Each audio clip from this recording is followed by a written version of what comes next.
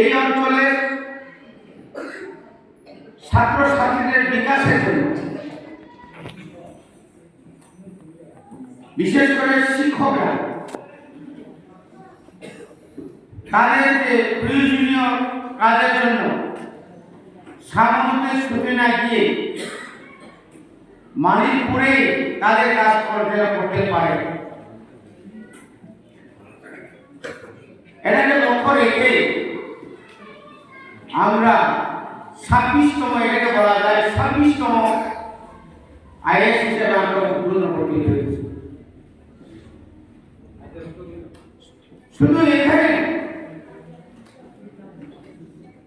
আমরা ত্রিপুরা মাথা সরকার আসার পর আমরা বিভিন্নভাবে বিভিন্ন প্রকল্প আমরা হাতে নিয়েছি সীমিত ক্ষমতার মধ্যে।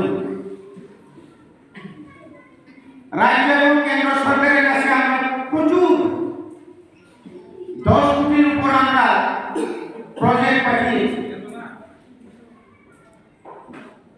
এডিসি এলাকায় শিক্ষা উন্নয়নের জন্য ইউনিভার্সিটি থেকে শুরু করে মেডিকেল কলেজ, নার্সিং কলেজ, বিভিন্ন প্রতিষ্ঠান করার জন্য আমরা কেন্দ্র এবং রাজ্য সরকারের সঙ্গে আমরা আলোচনা করছি। তা আস্তে আস্তে আমাদের একটা সুফল পাওয়ার পক্ষে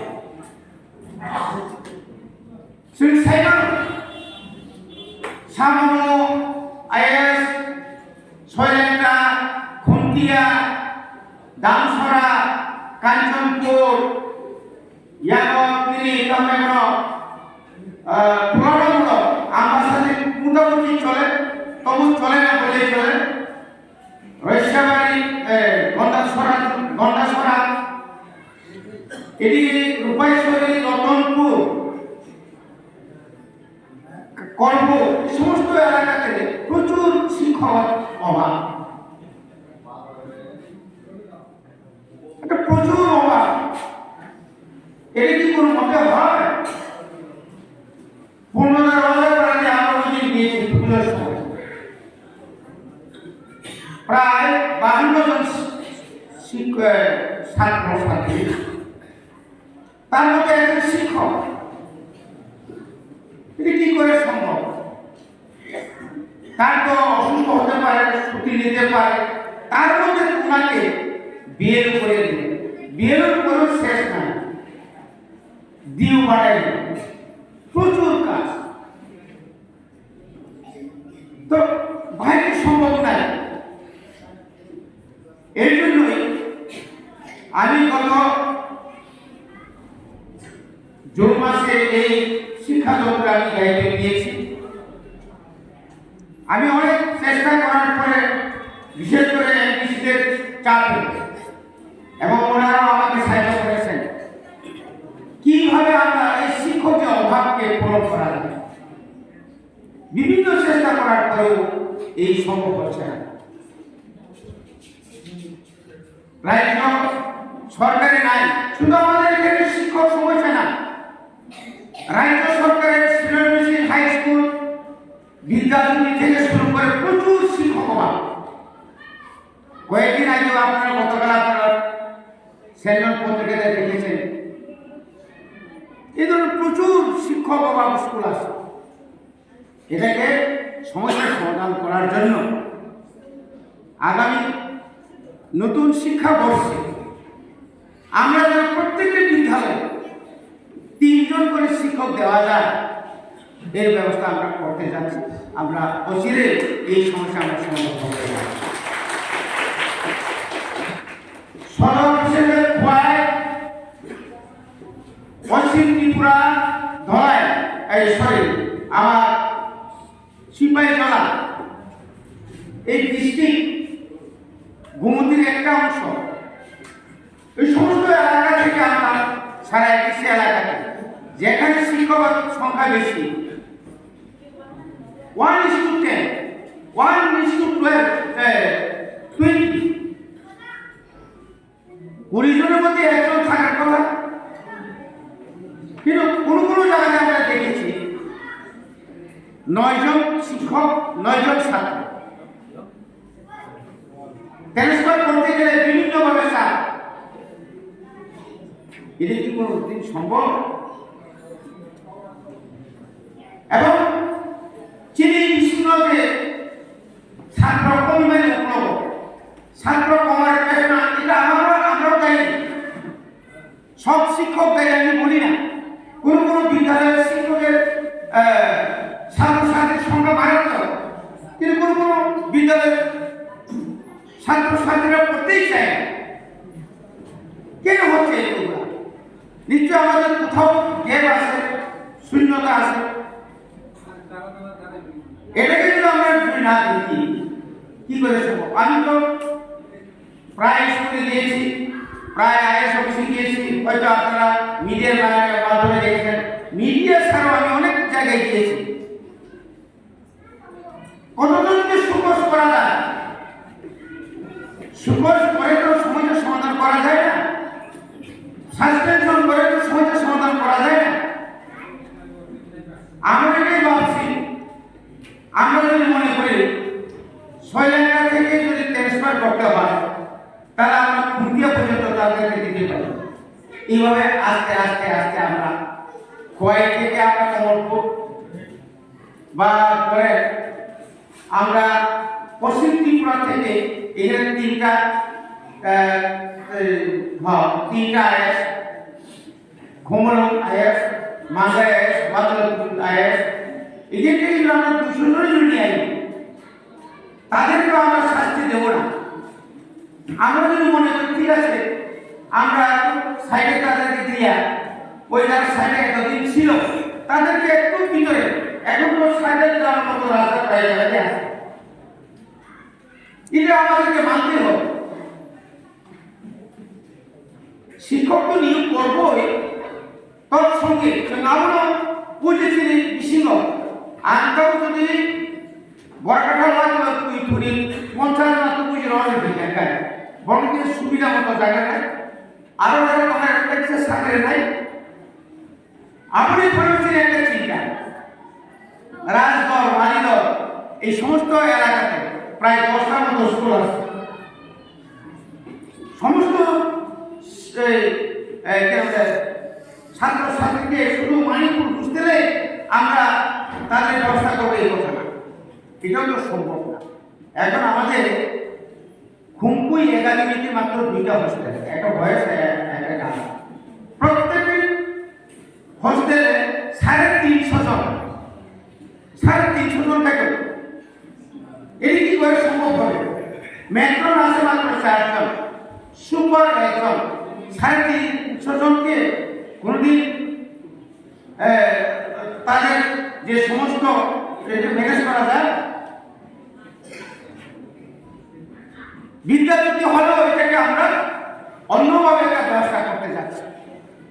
স্কুল নতুন করে আবার বিল্ডিং করার একটা ব্যবস্থা করা হচ্ছে, হোস্টেলের এই স্কুল বানানোর জন্য আলাদা চিন্তা নিচ্ছে। আরও 100টা মতো বাড়বে, মোট 400টা হবে, 800 জন, 400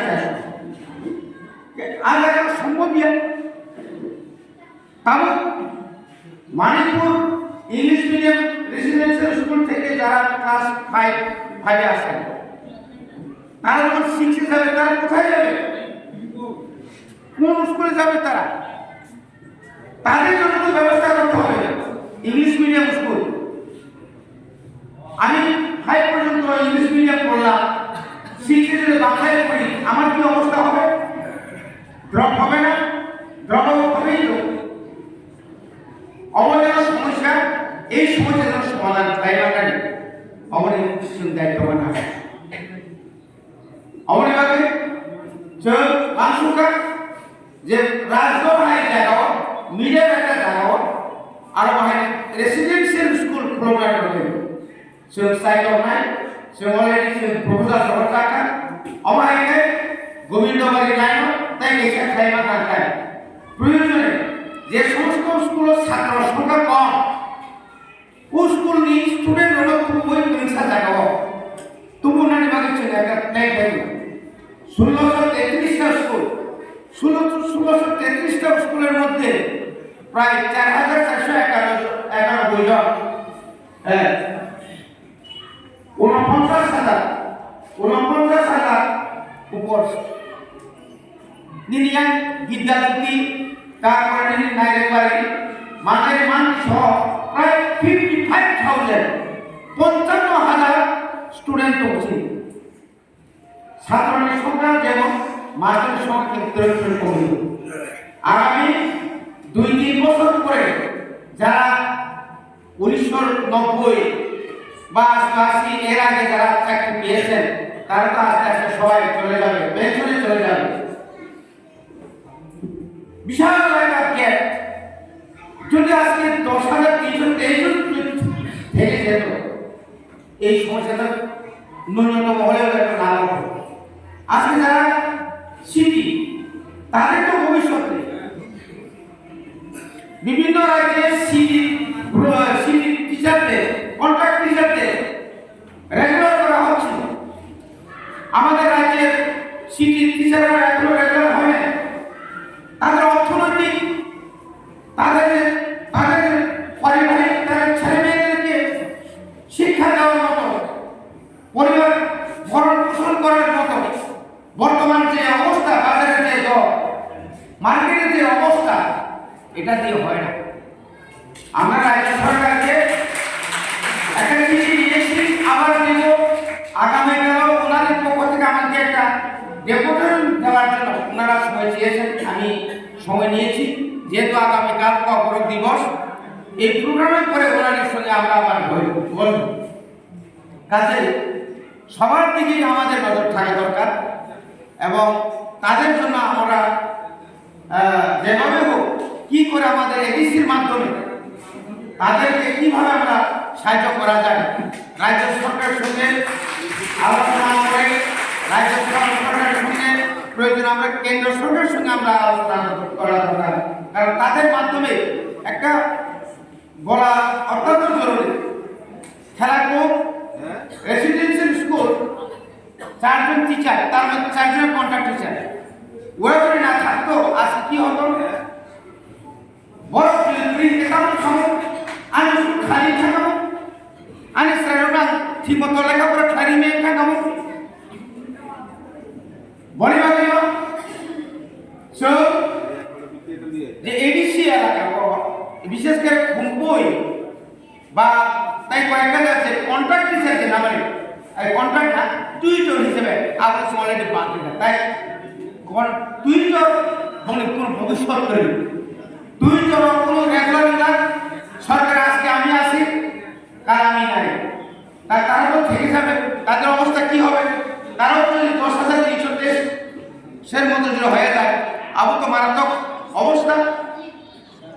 গরিব মাসে যে সেই নাই, যে চাকরি নাই, বিনি চাকরি যেন পার্মানেন্ট যদি তোমরা না নাই, যে নাই যে চাকরি মানে বকাহামকে চলছে না নাই। আপনি লগে টিটিএসি সরকার তাও যেমন জুনাল দলাইপুর বিশাল এলাকা, রয়সাবাড়ি, তীর্থমুখ, ইয়াং কমলপুর, শেষ বাংলাদেশ বর্ডার, শ্রীনাথপুর, বিশাল এলাকা। এটাকে বিভাগ করার জন্য আমরা সিদ্ধান্ত নিয়েছি। যেরকম সাবজোনাল সংখ্যা বাড়বে, জোনালের সংখ্যা বাড়বে, এটাই হওয়া দরকার, অবনমন দরকার। ভিলেজ কমিটি, এমন কিছু ভিলেজ কমিটি আছে 1100 পরিবার, এটা কোনো মতে হয় না। আর এসব পরিবারের যে ভিলেজ কমিটির যে স্যাংশন, ঠিক ওই 1100 পরিবারের স্যাংশনের এতটুকুই। তাদের এখানে যদি 10টা শুকর হয়, তাহলে 1100 জায়গাতে 1110টাই হয়। কি হবে? কি উন্নতি হবে?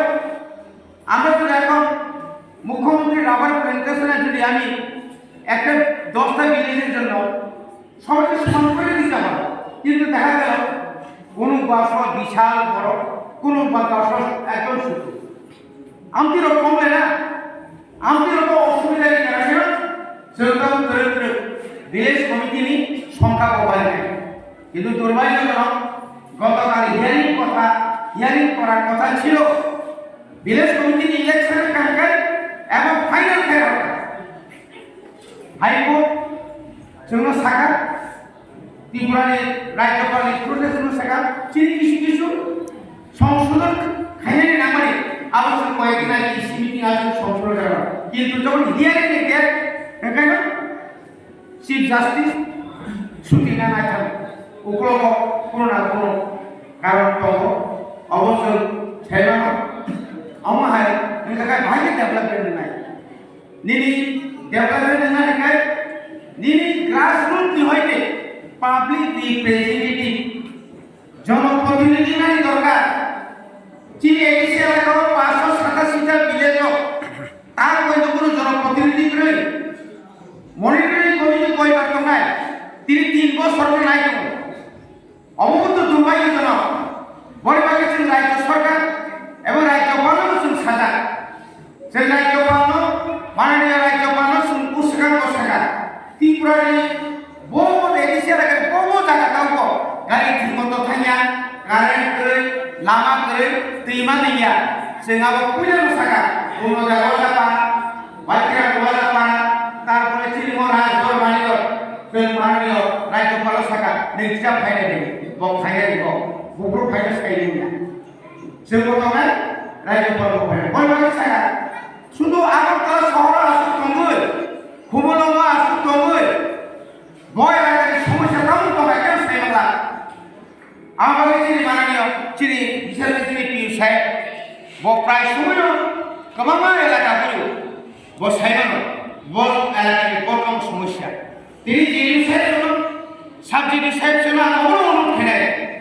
গ্রাম মাথায় গ্রামে যান পাবলিকের সঙ্গে কথা বলুন কোন গ্রামে রাস্তার অবস্থা কোন গ্রামে জলের পানি জলের ব্যবস্থা নাই এগুলো আমাদের দেখতে হবে একবার না পারলে দেখা শতবার আমরা রিট মেশিন আনি ডিডব্লিউএস থেকে মানদাতার আমলে নতুন রিট মেশিন যদি আনি কোনো মতে জলের সমস্যা হবে না জল আসবে তুই পাইলে